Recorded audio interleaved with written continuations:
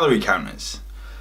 You've got things like your Fitbits, your Garmin's, your Strava account, even your iPhone has got everything on there, your TomToms. There's so many different ones out there nowadays. But the problem is, we go by it as gospel. And that's one of the reasons that they stop people from actually getting to their goals.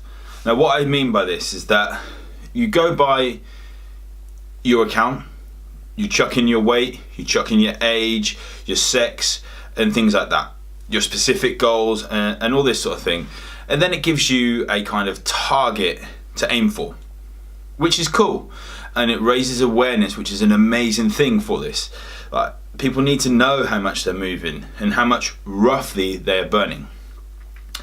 So we chuck on our actual Garmin's and everything for an hour's worth of exercise.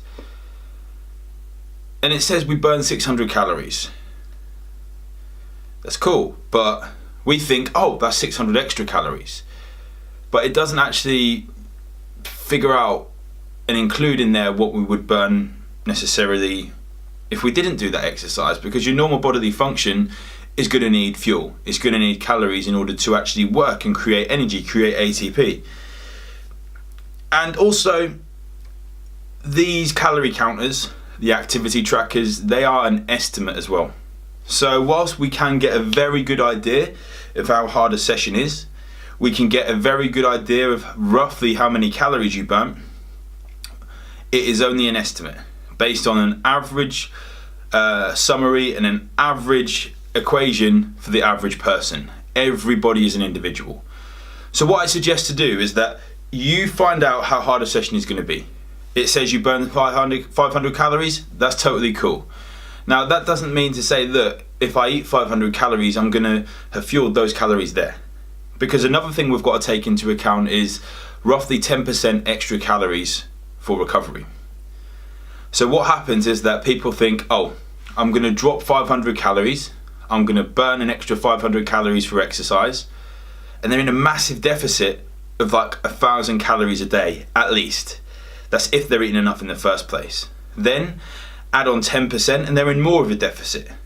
And the body gets a bit worried here, and it tries to actually not necessarily slow down metabolism, but it realizes it isn't getting the fuel it needs in order to recover, in order to burn fat efficiently, and it slows these processes down to help you with your health. It still doesn't have enough calories, so your immune function may go down, all because you've miscalculated your activity levels. So what I suggest to do is still very simple, and keeping it simple is key here. I suggest you track your food, you track your energy, and you track your weight for 7 to 14 days.